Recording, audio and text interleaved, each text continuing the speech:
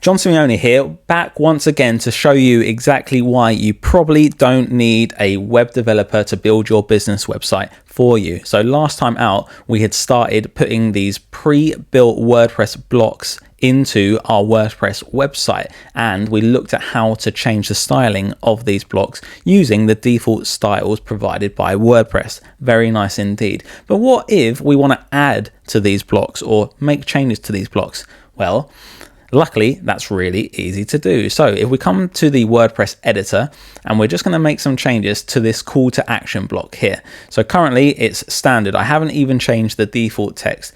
But what if we wanted to change how this button looks, for example? Well, we just simply click on the element we want to change, or the block, should I say. And then we can do certain things in these menus here. So if we want to change it to an outline, simply do that.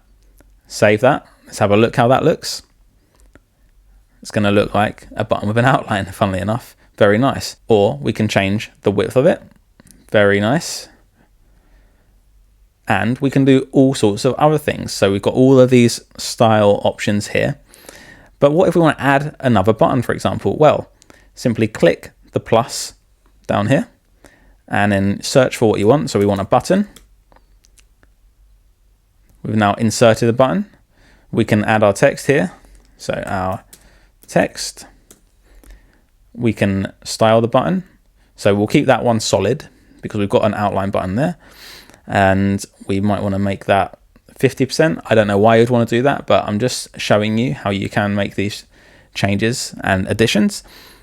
Let's refresh that. And we're now going to see our block with an extra button here. Yes, it looks terrible, but you get the point. What if we want to display new blocks in a different format? Well, that's really easy to do. So for example, if we wanted to have two buttons side by side, we click add blocks and we want to add a row. And then you can see you've got these two sections here where we can add new blocks. So we're going to put a button there, a button. And then if we select the parent block, and then click it again to select the row.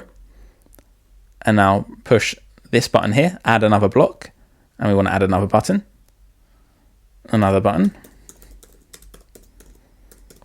And now we have buttons side by side. We might want to justify these buttons in the center of the page. So if we select the parent again, and then we can do this justification and do justify center. And now if we save that, we're going to see those buttons side by side. We've been looking at the pre-existing WordPress blocks, and a lot of it has centered around adding buttons, just because that happens to be the example I went with. But what if we actually do want to link these buttons to other pages? Well, watch this next video and I'll show you exactly how to do that.